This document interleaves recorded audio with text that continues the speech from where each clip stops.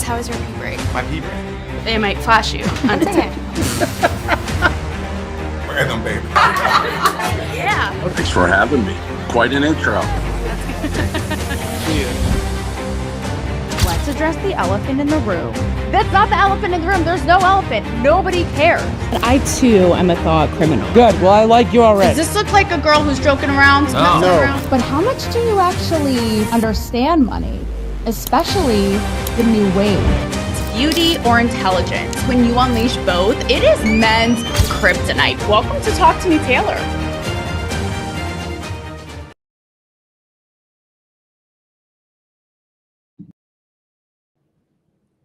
Welcome, everybody. What, you didn't think I was just gonna leave you hanging on the edge of your little seats, did you? There's a lot going on in the world, and truth be told, I don't know what I'm more captivated by. You know, coming out of a 7-day long DayQuil/NyQuil fever dream that decided to resurrect today. So giving less fucks than usual. But the battle of the lingerie or the retarded feminist? I think for me, it's the retarded feminist, but we're going to get there. Guys, welcome back to Talk to Me, Taylor, on this Thursday. We got a lot going on tonight. Okay, we got a little housekeeping. I mean, I'm no psychotic, Amanda Seyfried, like no housemaid. We got a little housekeeping to do. And quick, because there is so much going on, I'm going to try to pack this all in about 10 minutes, but one hot Taylor hot take after the other. Okay, just sandwiched in there. Like your Italian combo never good. This actually is like an Italian combo. Sydney, sweetie, what's good?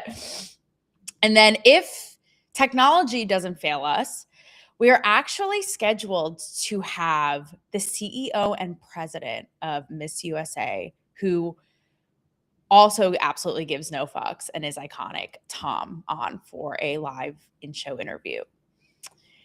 And I'll tell him this when he joins. And if and when he joins, I don't see him backstage just yet. I did tell him like 10 after, but I have just taken it upon myself to coin him Miss USA Thom. He need no last name, like MySpace Thom. You know what I'm saying? 2.0. So anyways, okay, quick housekeeping. Okay. Who did it better? Talk to Me, Taylor, or Sydney, sweetie, in the housemaid? No. Okay. Number one, my new series with Winston Churchill's grandson called What Would Churchill Do? Get on it. If you haven't thus far, you're dead to me. And secondly is, if you've missed it, the really awesome campaign I've been spearheading / conversations I've been having all around AI in partnership with a really cool new AI platform, Fetch AI, that I've helped guys truthfully, like from the ground level with the developers, actually help create the product and the tool and then get the message out.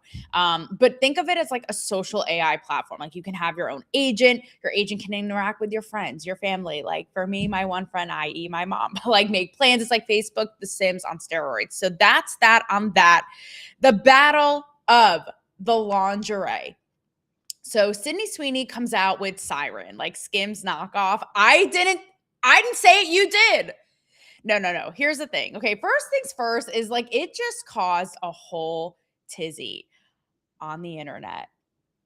And my thoughts were like, who wears lingerie anymore? I mean, you guys who watch my show know I haven't worn a bra, honey, since like 2022. Okay, no, but that's number one. But this whole debate ensued because Sydney Sweeney has pissed a lot of women off and has garnered a male audience. And will women really buy this? And blah, blah, blah. The debates, everyone got their, viral algorithm clips. Well, guess what, bitch? The line sold out in like 24 hours. And it is a testament to the female base she's garnered, because The Housemaid, which seemed to me like, it's not like this like blockbuster movie. And I actually saw it. I fell victim to the marketing. It was like a one and done. It was entertaining, but it was like, in my mind, The Little Train That Could, in that movie made like $300 million. Yeah. Which is her highest grossing to date. So all that to say, the female base is there. However, and you guys know I flip-flopped a little bit on Sydney Sweeney, right? And I do wonder, like, there's just in my mind, there's something maybe missing. I don't know what it is. Like, people are like, oh, her whole personality is her tits. Da-da. I mean, guys, literally before I hopped on here, like, this was the photo on my feed of her and Cosmo, like, just leaning in like Sheryl Sandberg never could, and leaning out, right? Like, her tits are just everywhere to be seen. But I think about, like, there's a part of me that's like, oh, tits out, brain out. You know my motto. And I love the idea of like the iconic bombshell being back and her really doing that. And there's a part of me that wonders, you know, when the Pam Andersons, iconic sex goddess, right, were around, were women, like, I would love if any, hey guys, I would love if any Gen Xers in the chat who were around, or wow, like, you fucking fossils, no, but who were,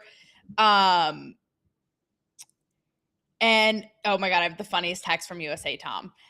But anyways, we're around in the Pam era, right? Because now we revere her as this ultimate, like, regardless of age, color, body size, like, she is it.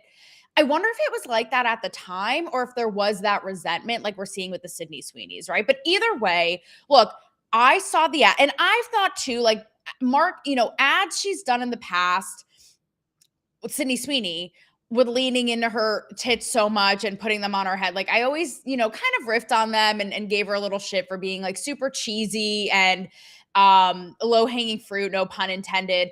And I've kind of turned the corner of being like, girl, fine. Like, and, you know, I've seen hot takes being like, she's an A-list actress. Like, why does she have to do rage bait like this? Whatever. The point is, it's bringing the sex, you know, goddess back. And she's laughing her way to the bank. I've said this before. And I did wonder if Kim Kardashian was going to come out of the woodwork. Hang on, I'm texting Thom, USA Thom. He said, Miss USA Thom, he said, where do I join? I've been up since 4 and at my desk since 4:30 and can barely spell my name. That's okay. We're going to welcome him with open arms, right, guys? I'm going to tell him to join at quarter after. It's okay. Hang on, I got to send him the link. So I had wondered what Kim thought, right? Because Skims is like a multi-million-dollar business, and she marketed it differently. It's not solely like sex lingerie, but it's very much like, it's like Spanx, but make it hot, right? It's like the comfiness, and it's a really good product and all body types. But I wondered if Kim would come out of the woodwork, even like the name, right? Like SYRN and Skims, like the couple letters there. But lo and behold, Kim comes out of the woodwork today and posts these hot ass pictures of herself in Skims. It's giving Y2K. The shirt is like, she's wearing this tight little shirt. It's like You Wish with a thong. And I'm like, is this the battle of the lingerie? Either way, I'm here for it. Shit. Like, let's go. Free market, you know, freeing their ass cheeks. They're both hot. I'm just here for it. You know, whatever. Hang on. I'm sending Thom. Yeah. And that's the other thing too. Like, I saw the girls from Chicks in the Office be like, I don't know, like, if Sydney's lingerie is marketed to, like, are girls actually gonna buy it, or are they resentful? Like, if their guys buy it for them, that will give me the ick. It's like, who cares?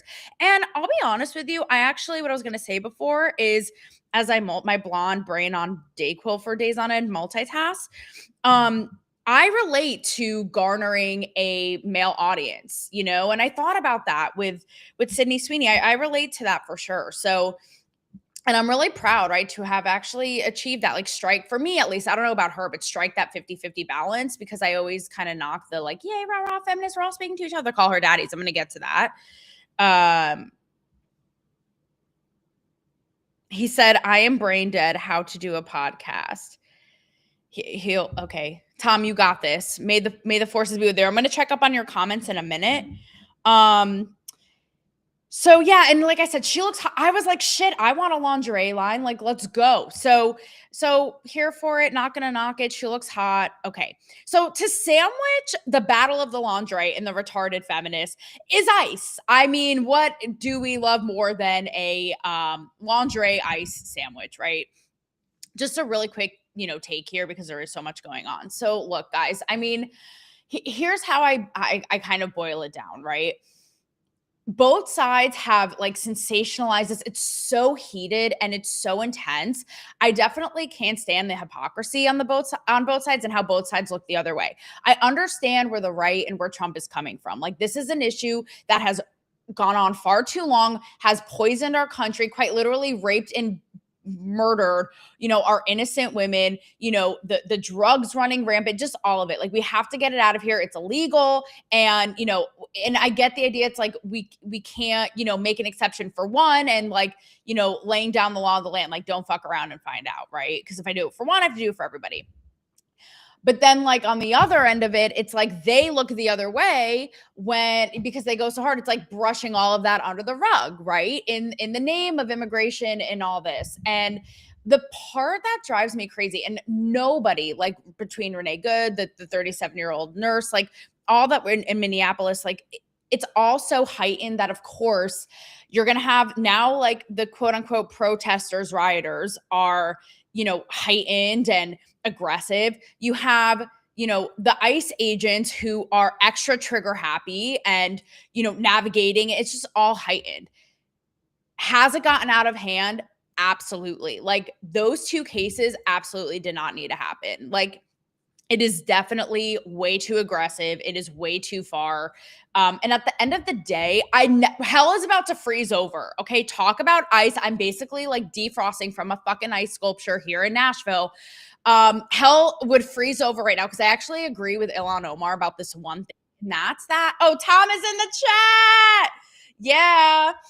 And that's that Trump does lack the basic compassion and humanity. It's like, to me, what drives me crazy too is like, the just aggressive and unnecessary, like, dealing with ripping people out of their cars, people who have been here for decades, working hard. Like, it's just not necessary. And the lack of like basic humanity and compassion there, it's like no morsel is shown. And that's what drives me crazy about it. So, we'll see what happens. Again, like, path to citizenship. Yes, we are the melting pot. You guys know my mom's off the boat from Italy, but we got to do it the right way. Now, is all this violence okay? Absolutely not.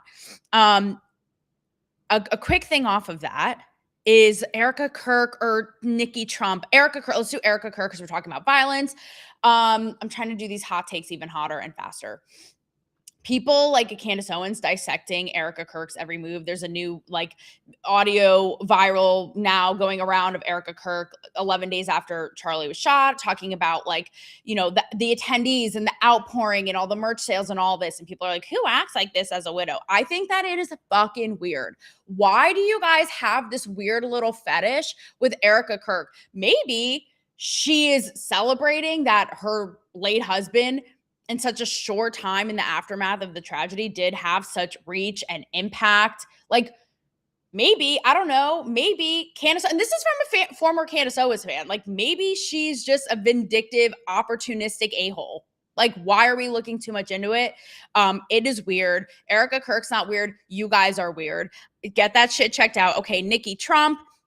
This whole thing is hilarious. And this is actually going to be perfect to bring us into like the faux feminism and feminism hypocrisy and all that on both sides for Miss USA Tom.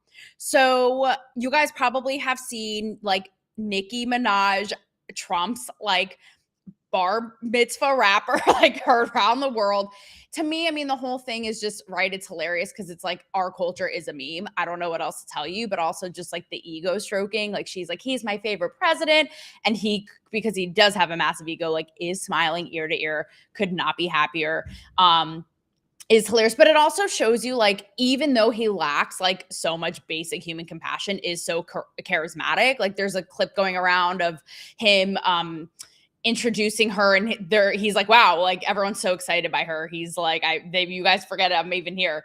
But moreover, right, the debate about like the hypocrisy from the right, because had she been on the other side and not tooting Trump's horn. All we would hear about, I mean, Charlie Kirk threw her under the bus when he was alive, right? All we would hear about is how she's, degrading as a woman and too sexualized and blah, blah, blah. So that, amnesia from the right, we've seen it with the Sydney Sweeneys of it all. She's nude in Cosmo right now. So I'd love to see what conservatives have to say about that, which brings me to last but not least, but again, like everyone has amnesia when it's convenient to them. That's what I have to say about that. Last thing is Alex Cooper having the literal biggest balls on the planet to have not to have Michelle Obama on her podcast, fine, but after the fact go on this whole TikTok rant that literally nobody asked for, ranting and raving about how women in the United States, and I quote, don't have equal rights. Like, bitch, your whole podcast is predicated on literally talking about your labia. You want to talk about Iran? The uprising and the revolution going on right now where you're murdered in the street for showing a strand of hair? Like, get the biggest grip and knock it off, which I talked about with Winston Churchill's grandson in our latest episode. So it just drives me absolutely insane. Quick comment here before I bring on Thom. Cool channel. Do you provide product reviews? Ken, why are you trying to send me some SYRN or SKIMS? I will happily take it. I do want that new SKIMS shirt that Kim showed. Good slogan. Guess what, bitch? Exactly, John Legend. Like, knock, knock, bitch. We're back. You know that. Pan was likable to everyone in Gen X, right? Yeah. So something about Sydney Sweeney, I don't know. Something about it, right? I can't quite put my finger on it. Maybe it's like the Pam had just the effortless, like, I'm hot. Is Sydney trying too hard? I don't know. Getting my dose of Taylor while letting my feet thaw out. No, straight up, and our brains thawing out. I meant what you say, Sweeney. Guess what, bitch? It's sold out. Yeah, exactly. So never ceasing to amaze us. Okay, Thom, if you're ready, I'm going to bring you on Miss USA Thom. Dun, dun, dun, dun. He's beauty and he's great. He did not ask for my singing voice. Hi, Thom. Hi, how are you? How are your brain cells doing today? I read your text to the stream, so we all know we're all hanging by a thread. Oh God, now today. Everybody's aware. Okay, fine. It is what it is. No, you're Mr. Congeniality. You can do it all. Sometimes, some days. Thom, so we've talked on the phone. This is our first time talking in person. Yes. And you weren't earlier. I told my audience that I have coined you. Remember MySpace, Thom? Like, iconic. You're Miss USA Thom. That's just how I'm going to introduce you. Like, no last name needed. Right. CEO, president of Miss USA Thom. Welcome. Thank you so much. I appreciate that. Look, I'll get by with a little help from all my friends from a branding perspective. It's fine. No, exactly. We're here for you. Okay. So first things first is I would love for you to just kind of give us a shameless plug your own street cred. I'm talking like OG, GoDaddy, the whole sitch. Oh gosh. So I was born on a day. No, I'm kidding. So 30 plus years of a career in consumer technology. So I was the first head of marketing at GoDaddy. Left there and did a bunch of other tech companies, including but not limited to MarketWire, which ultimately wound up being sold to NASDAQ and is now Globe Newswire. So one of the biggest distributors of press and earnings releases.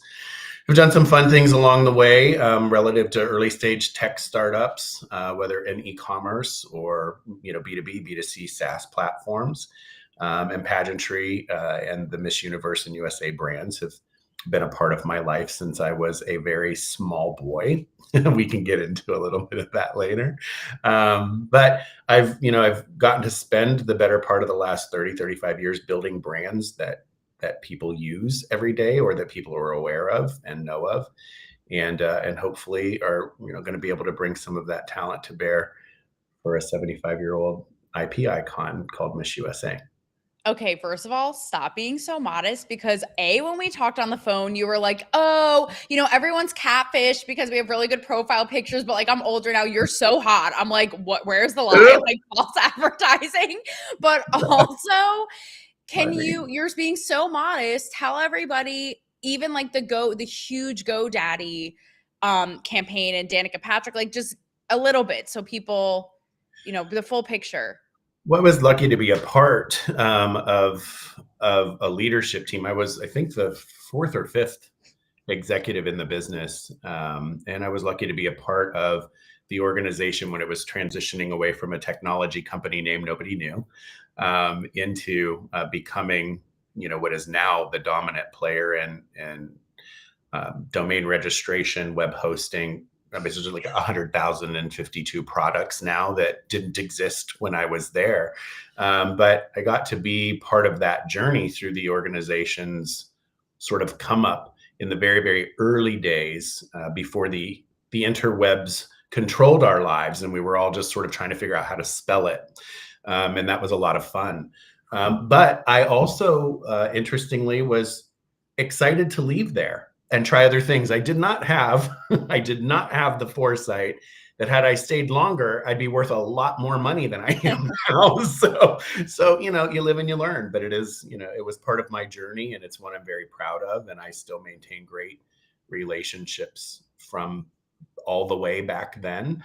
And it's been an exciting time to sort of even watch that business evolve past its original founder, Bob Parsons, through a number of CEOs. The globalization of the business has been really exciting to see. And when you think about, I remember standing literally at a water cooler in a small little office on Gainey Ranch Road in Scottsdale, Arizona, while we were trying to cook up what this was going to be.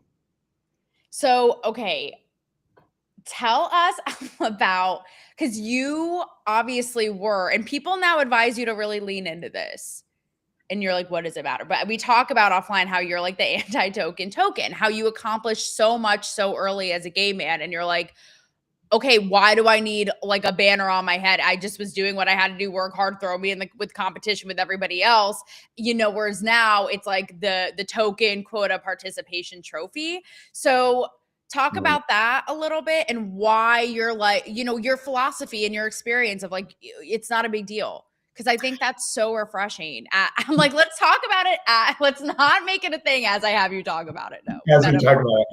Yeah, I don't know. I've often been on the opposite side of most sort of mainstream movements toward a thing, but I was raised by a single mother. My mother was an Air Force sergeant during the Vietnam War when she and my father were married. Wow.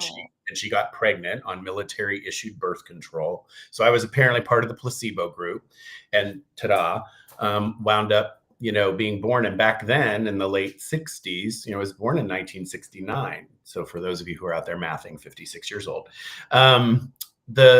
you couldn't raise a child on a military base.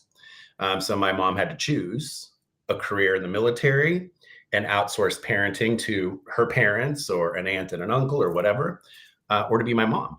And she chose to be my mom. Thankfully, that was a good path for me. But she was really tough with me. She was my only parent. So she had to be mom, she had to be dad. And there was no such thing as participation trophy in our house at all. Everything came from, by hook or by crook. You worked hard, you figured it out. I was diagnosed with severe dyslexia and hyper ADHD at the age of 8.5. And instead of putting me on Ritalin and medication and all the things, we went to Hooked on Phonics. And I spent 2 to 3 hours a night learning how to write, learning how to read, how to slow down so that I could process cognitively how to take a next step. And so what I learned through all of that then was that labels are only as good as what you do with them. And I never felt like being an only child was a thing I needed to announce coming in the door, or being a gay man was the thing I needed to announce in order to be successful at something, or in order to be considered for something, or leaning into something that made me different or unique because maybe I'd get sympathy for that. Maybe I would get consideration for that. Maybe I would get preferential treatment for that. There was no such thing as that. So I just looked at it and thought, well, it doesn't matter that I'm a gay man. I'm a smart man. That's what matters. Mm-hmm. And it doesn't matter that, and I don't ever mean to, there's this concern about well, it's easy to say, you're a white male, and so therefore you have privilege. And that is probably true in a lot of ways. I didn't grow up in an advantaged environment. I grew up in near poverty kind of circumstances. But I just never thought that those circumstances defined me. And neither did any of the labels that others wanted to use for me. So I never used them myself. Boom. Mic drop. So much truth in that. And, we have talked about this offline, and I so relate. We've said, like, even as a woman, I'm like, I don't want anything handed to me. Like, throw me in. And with the competition, with the boys, whatever it is. And also to think that it's like, I'm a gay man, but I'm white and I'm privileged. Like, I always think I'm like, wow, people in the Freddie Mercurys are rolling in their grave today. Like, it's so crazy. And it shouldn't even come down to that, right? But the fact that it's like, the idea of meritocracy, like, regardless of background, that idea gets so much flack now. Like, this is just look, Taylor, I was one of those kids who, I say kid, I was 21 years old. I was a junior in college, and I'd run out of money. I had no more grant money available to me. That I had already maxed out my student loans. Like, they were like, nope, no more. And the Reagan administration had passed affirmative action. And so what it effectively did for student aid, if you were a white male, it completely changed the calculus that I had relied on for the 3 years prior. So if I had been a woman, if I had been a person of color, if I had been a person of indigenous or native upbringing in the US, I would have had a kind of benefit for my education my senior year. It just happened to be that in some ways it almost became like a reverse discriminatory kind of thing. And I knew it wasn't intentional. So I didn't take it that way. I was like, oh, right. they hate white men and we're not allowed to go to college now. I never thought that. I was just like, okay, I have to pivot and I have to figure out how to get through school.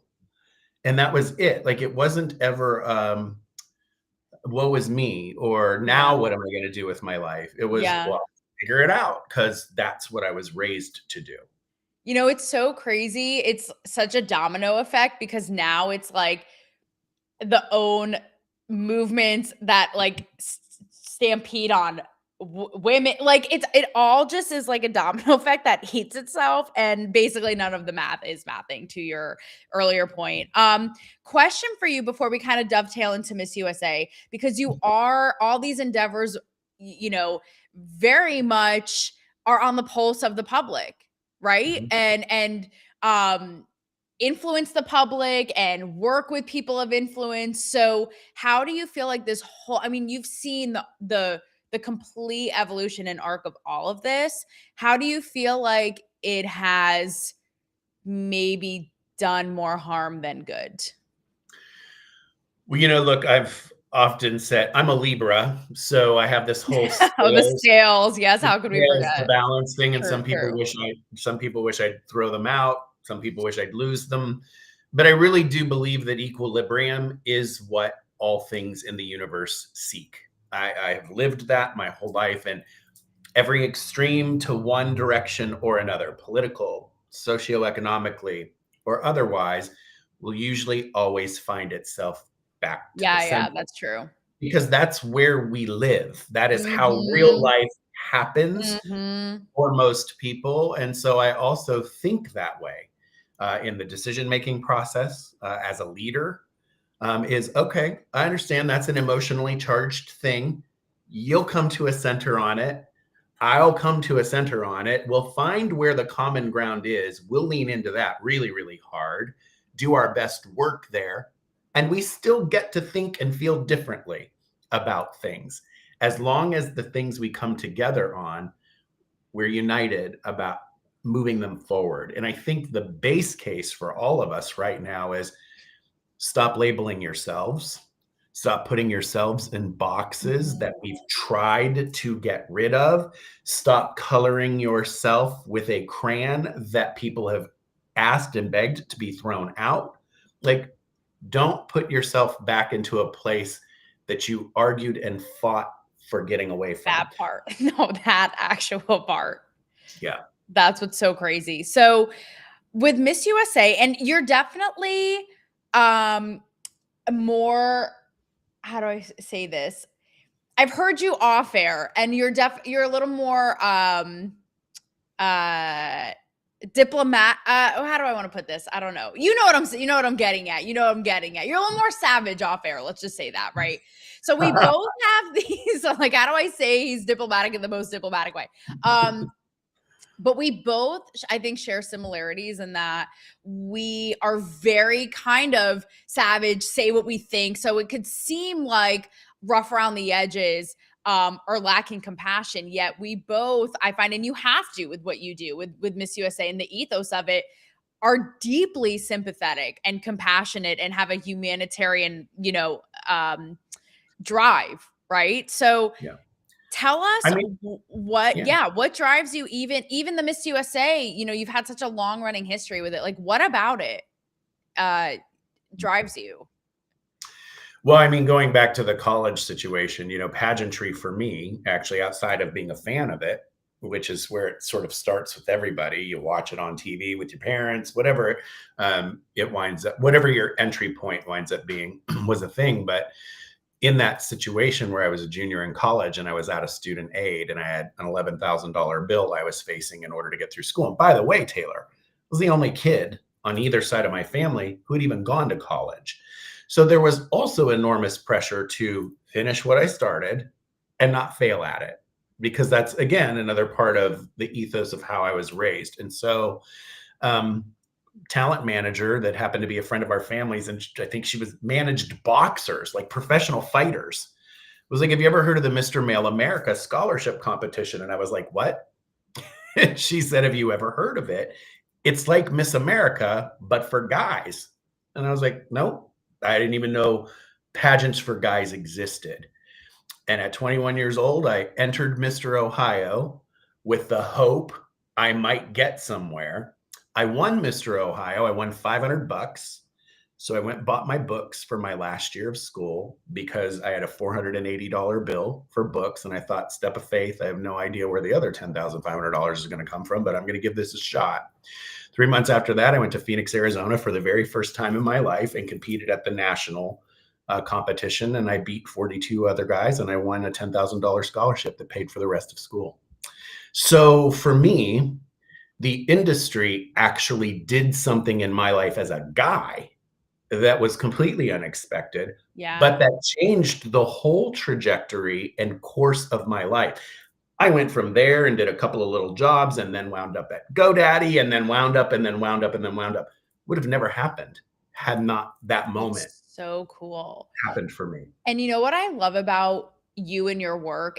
First of all, your whole philosophy, and I couldn't agree more, of not putting yourself in a box or a label, and that's your entire identity. Like, we're all so multifaceted, and that's what's also so counterintuitive about all those causes. It's like, but to your point, it's like you're reducing it, right, to being one dimensional. But that you have a lot of firsts, even with Miss USA. I mean, you told me about the woman who was, I think, in her like 30s or 40s. I think you told me about a woman who something like was the first to wear a hijab, like just things like that are first, but you're not performative or like, see, I always say, like, show us. We don't need a whole like virtue signally pander, like just do it. And that's a flex in and of itself. Like, that to me is like the quote unquote real way. And I really appreciate that. And I don't know if that's cognizant in your work, or, if you're just like the best will rise to the top. Like, well, I think, Taylor, again, part of just as a person, how I've always operated is if you give your word, you keep your word. If for any reason something changes, some problem comes up, some unexpected circumstance is going to impact your ability to keep your word. Talk about it, say so, bring it forward. Like, don't let there be surprises, because you don't have to have them. I mean, there's going to be surprises that will naturally happen, but if you know of something, if you have knowledge of something, you can prevent the surprise from jump scaring someone else, then it's your obligation to do so. So in our case and mine, I came in and said, we're changing a bunch of things that people have known this pageant industry to be all about. And we're going to actually do it as opposed to talk about it. So to me, using the words women's empowerment, that's cute and everything. That's cute. I need that on a Cute. shirt. I mean, it's That's kind cute. of No, same. adorbs. It's adorbs to talk about it. Or it's actually better to see the first woman with alopecia, a bald woman, compete Right. without hair next to a woman in a hijab and a burkini. Yes, right. Has never happened in Yeah. the history of Miss USA. And we didn't plan it that way. One was from Nevada, the other was from New Hampshire. They walked out together, and I was like, oh my goodness. I was sitting in love the audience. that. I was sitting in the audience having a history is being made moment in real time that I could not have choreographed or planned it, but God saw it. And I was like, all Oh my right. gosh. Second runner up at Miss USA, 43-year-old mother of 4, married, runs 2 businesses. Obsessed. And I was like, what is going And you on? weren't sitting there with a clipboard like, we need a 43. Like, that's what I have chills with you telling me that. I love it. It's everything I'm about personified. It's like, just walk the walk and be about it. And I love that. Lastly, for you, what, Tom? Just do the work. Just do it. Just do it. Okay. Lastly, I 100% need a shirt that's like female empowerment, cute, whatever you say. Because exactly. Earlier in this episode, by the way, your remaining brain cells, mine too, they're doing great. Nobody, like, they should high five right now because they are killing it. I was ragging on, the confusion of the feminists, how they're hypocritical, trip themselves up, like, don't even know, right? Again, like, that's cute. So Miss USA pageantry, it's very controversial still, right? Because it's like, the feminists would argue it's this antiquated male patriarchal thing of women parading around, blah, blah. So tell us kind of your parting, maybe it's a personal anecdote of, you told me about inviting said feminists to come see it for themselves. Like, tell us about that and just what they don't get. What are they missing? Well, look, I am a firm believer, the Libra in me, have your opinions. Everybody gets to have them. You get to own those. That's fine. But don't be a hypocrite. And here's what I mean by that. If on the one hand, we celebrate women's choice, a woman's right to choose, that isn't just what happens in her ovaries, in her cervix. That isn't the only power of choice a woman has. A woman gets to choose how she wants to demonstrate her femininity, how she wants to demonstrate her power, where she wants to show up in a swimsuit and heels or not, in an evening gown or not, on a golf course or not, in a swimming pool or not. It doesn't matter. If you are truly a feminist that believes in a woman's right to choose, you don't get to tell her whether or not she can choose certain things. And to me, I will, till the day I die, I was raised by a feminist. My mother was one of 2,300 women in any branch of the military in the late 60s that was a high-ranking official. And she would tell you, I still liked being beautiful. I still liked looking a certain kind of way. Yes. I still liked putting on that cute little outfit. I still liked all the things, but I got to choose that for me. So whenever I hear someone say, well, it's an antiquated idea, it's patriarchal, it was an idea invented by men, correct. And oddly enough, it's been run by women for a very long time, this industry has, and women are still empowered to choose it. So you want your daughter to choose, if she wants to choose gymnastics, let her. Figure skating, let her. She wants to be a lumberjack, let her. She wants to compete in a beauty pageant, a lumberjack. But you can't be a hypocrite and say, this is what that looks like. And women's choice is what I believe in, as long as it's limited to these things with these restrictions, these binders, and these guardrails. That doesn't work. So well said. I couldn't have said it better myself. And the crazy thing is how even politically both sides and both extremes are the exact same when it comes to this issue. But as you said, which is so sad, right? With having a one size fits all, which is so again ironic when it comes to women. And like you said, you know, what happened to like the choices or choice? Like it's just it's so beyond me. But to bring it back to what you said in the beginning, the sensible thinking folk were all in the middle of real life. And Right. so, yeah. I had a network exec, Taylor, say to me, a woman who I have enormous respect for, said, well, why on earth are we still, her words, are we still doing beauty pageants where girls walk around in swimsuits on TV? That's just the objectification, Tom. And I stopped her midstream and I said, hold on a minute. Didn't your network greenlight America's Sweethearts, The Road to Dallas Cowboy Cheerleading? Did you not? And the answer, of course, was yes. And I was like, all right, well, I've seen a fair amount of top boob, bottom boob, side boob, and butt cheek in those little outfits that I have not seen in a swimsuit during a Miss USA competition. So I go back to, if your daughter wants to choose to be a Dallas Cowboys cheerleader, are you going to tell her no? If your daughter says, I want to compete for Miss Kansas USA, are you going to tell her no? If your daughter tells you, I want to be the president of the United States, are you going to tell her no? Because it's up to you to make sure she understands that choice is her power. It's so true. And this is where, again, the extremes need to knock it off because, right, it's like you have the far right being like, why did the feminists don't put us in again, like that idea, like we are equal. Don't make a thing of it. Like it's all good. Like, why are you putting us in a special category yet if women are a certain way? To your point, demonize them.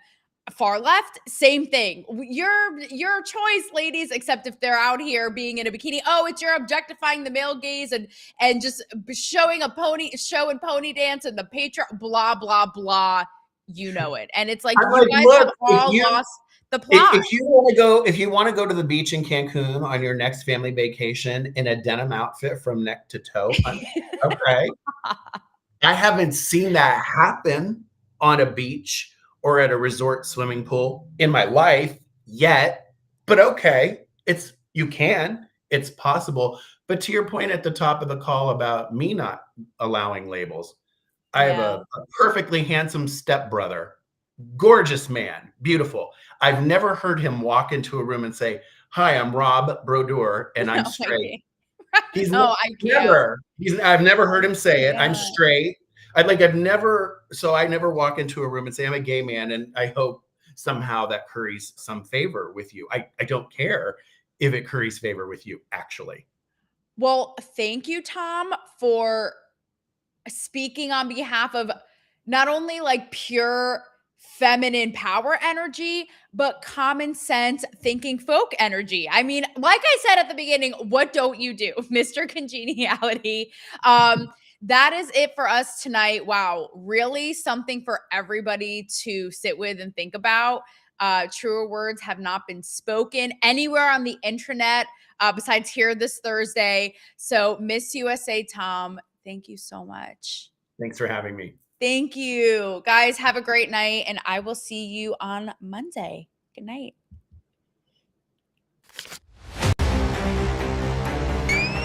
Chris, how was your pee break? My pee break. They might flash you undetected.